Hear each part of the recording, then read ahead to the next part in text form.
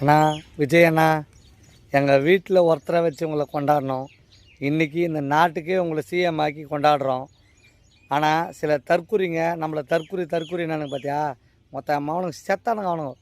அவனுக்குன்னே ஒரு வீடியோ மாட்டிக்குது. அதை போடுறேன், மக்கள் அதை பார்த்துட்டு கொஞ்சம் கமெண்ட் செக்ஷனில் அவங்களுக்கு ஒரு நல்ல பதிலை போட்டு போங்க பார்க்கலாம். 234 தொகுதியிலும் விஜயனுடைய தாவேகா தோல்வி அடைகிறது. கூட்டம் சேர்த்துட்டா அது ஓட்டா மாறாது. 234 இல்ல 10 கூட முடியாது தனியா நின்னா. உங்களுடைய அடுத்த படத்திற்காக காத்துக்கிட்டு இருக்கிறேங்க விஜய். அரசியல் அப்படியே சினிமாக்கார வந்தா ஜெயிச்சா அப்படிங்கிற வரலாறு கடைசியா எம்ஜிஆருக்கு மட்டும் தான் இருக்கும். நீங்க எழுதி வச்சுக்கோ. நிறுவனம் என்ன சொல்லுது, அவர் தான் முதலமைச்சர். இப்ப இது எவ்வளவு பெரிய காமெடின்னு மக்களுக்கு தெரிஞ்சிருச்சு.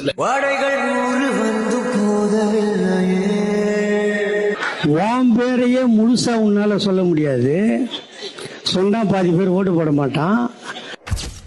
சி ஜோசப் விஜய் எனும் நான்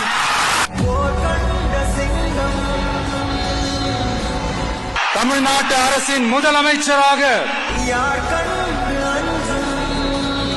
உறுதிமொழிகிறேன்.